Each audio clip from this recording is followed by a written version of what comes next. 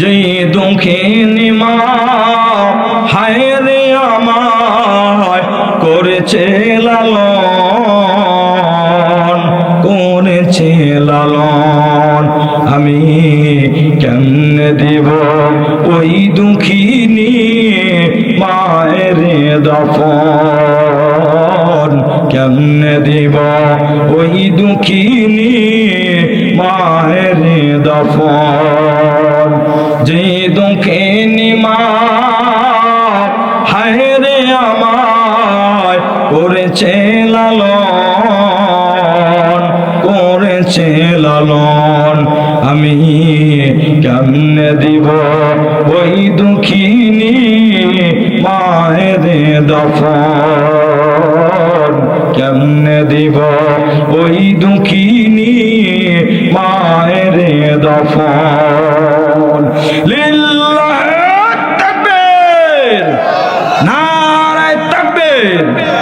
হযরত বেলাল রাদিয়াল্লাহু আনহু ডাকলেন আম্মা জান, পয়গম্বরের কাছে গেলেন। আলকামার মা যাওয়ার পরে বলতেছেন, ইয়া রাসূলুল্লাহ, অন্য বাসায় থাকি, সন্তানের বাসায় থাকি না, বলে কারণ কি? কারণটা এই মুহূর্তে আমি বলতে চাচ্ছি না। এবার রাহমাতুল আলামিন বলেন, আপনার সন্তান মৃত্যু শয্যায় পড়ে আছে, কিন্তু তার জবান দিয়ে কালেমা বের হয় না। আপনি কি জানেন? আমার মনের বিশ্বাস আপনার সঙ্গে মনে বেয়াদবি করেছে। মা জনম দুঃখিনী চোখের পানি ছেড়ে দিয়ে বলতেছেন, কেন আমার সন্তানের জবানে কালেমা আসবে না? সে তো বদর যুদ্ধে অংশগ্রহণকারী একজন সাহাবী, উহুদের যুদ্ধের ভিতরে অংশগ্রহণকারী একজন সাহাবী। আমার সন্তান আলকামা বহুত অর্থ সম্পদ দান করেছে ইসলামের জন্য, কিন্তু কালেমা কেন আসবে না? কালেমা তার জবানে আসবে না তো কার জবানে আসবে? আল্লাহু আকবার বলেন। এবার এই কথা শোনার পর আমার নবী রাহমাতুল আলামিন বলতেছেন, না না না মা, আমার মনে হয় আপনি আপনার সন্তান থেকে কষ্ট পেয়েছেন। জনম দুঃখিনী মা বলতেছেন, ইয়া রাসূলুল্লাহ, আমার স্বামী বহুদিন আগে অন্ধকার কবরে চলে গেছেন। যে সময় আলকামা ছোট্ট ছিল, আমি চাইলে দ্বিতীয় বিবাহ করে সংসার করতে পারতাম। বছরের পর বছর, যুগের পরে যুগ, ওই সন্তানকে আমি পাশে নিয়ে আমি রাত দিন কাটিয়ে দিয়েছি। বছরকে বছর ধৈর্যের পাথর আমি বুকে বাঁধছি। ও পয়গম্বর, এরপরেও আমি আমার সন্তানকে ছাড়ি নাই। এর নামই হলো জনম দুঃখিনী মা। ভাইয়েরা আমার, বন্ধুরা আমার, এবার রাহমাতুল আলামিন বলতেছেন, আপনি যদি এই মুহূর্তে আপনার সন্তানকে যদি মাফ না করেন, আপনার সন্তানের জবান দিয়ে কালেমা আসবে না, সে কিন্তু বেঈমান হয়ে মারা যাবে।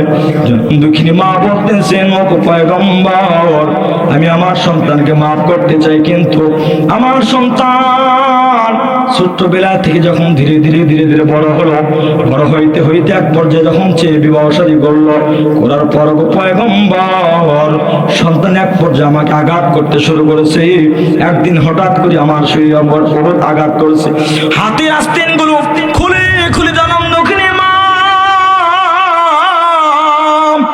হাতে আস্তেনগুলো খুলে নবীজিকে দেখাচ্ছিলেন আর বলতেছিলেন, 5 ওয়াক্ত নামাজের জন্য যখন আমি ওযু করতে যাব, ওযু করতে গেলে হাতের আস্তেনগুলো যখন আমি উপর দিকে উঠাই, ওই চোখে ওই আঘাতের দাগগুলো যখন আমার দৃষ্টিতে পড়ে যায়, আমি আমার সন্তান আলকামাকে মাফ করতে পারি না। মুসলমান বন্ধুরা আমার, যেই মাত্র এই কথা বলছেন, আমার নবী বলেন, বেলাল কই, বেলাল কই, এই মুহূর্তে আমার কাছে আয়। মদিনার ভিতরে দেখ, যত খড়ি লাকড়ি আছে সবগুলো একত্রিত কর।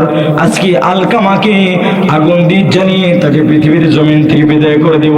জবান খুলে পড়েন আল্লাহু আকবার, আল্লাহু আকবার। যেই মাত্র এই কথা বলছেন, জনম দুঃখিনী মা বলতেছেন, ওগো রাহমাতুল আলামিন, আমি মা কেন, পৃথিবীর কোন মার সামনে যদি সন্তানকে আগুনে জ্বালানো হয়, পৃথিবীর কোন মা সহ্য করতে পারবে না কি বলেন তো? পারবে না। কারণ আমি নিজেও দেখছি, নিজেও দেখেছি, আমি যখন বেশি অসুস্থ হয়ে পড়েছি, মাঝে মাঝে মাথা প্রচন্ড ব্যথা করতো, আমার জনম দুঃখিনী মা আমার মাথায় তেল দিয়ে এরপরে তেলগুলো মুছে মুছে নিজের মাথায় দিত আর বলতো, আল্লাহ আমার সন্তানের মাথা ব্যথা ভালো করে আমার মাথায় তুমি পার করে দাও। এর নাম হলো জনম দুঃখিনী মা।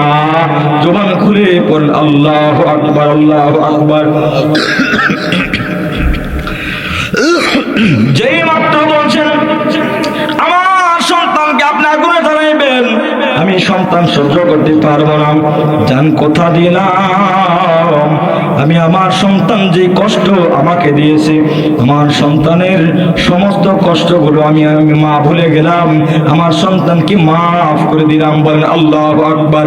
যেই মাত্র বলতে সন্তানকে মাফ করে দিলাম, এবার বেলালকে রাসূল বললেন, তুমি যাবার বাসায় যাও, বাসায় গিয়ে দেখো বেলাল আলকামা কালিমা পড়তে পারে কিনা দেখো। আলকামার বাসার থেকে দূর, এখনো অনেক দূর, বাসার ভিতরে এখনো ঢুকে নাই। বেলাল দেখে দূর থেকে আওয়াজ আসতেছে, আলকামার জবান দিয়ে বের হয়েছে লা ইলাহা ইল্লাল্লাহ, লা ইলাহা ইল্লাল্লাহ, লা ইলাহা ইল্লাল্লাহ, লা ইলাহা ইল্লাল্লাহ, লা ইলাহা ইল্লাল্লাহ মুহাম্মাদুর রাসূলুল্লাহ। পড়েন সাল্লাল্লাহু আলাইহি ওয়াসাল্লাম। নবীজির মা মাত্র জনম দুঃখিনী মা আলকামার মা মাত্র মাফ করে দিয়েছেন, কিন্তু মাফ করে দেওয়ার সঙ্গে সঙ্গে বেলাল এখন আলকামার বাসায় যায় নাই। বাসায় যাওয়ার আগেই দেখে আলকামার মার দোয়া আসমানের মালিকের কাছে পৌঁছে গেছে। বলেন আল্লাহু আকবার। লিল্লাহি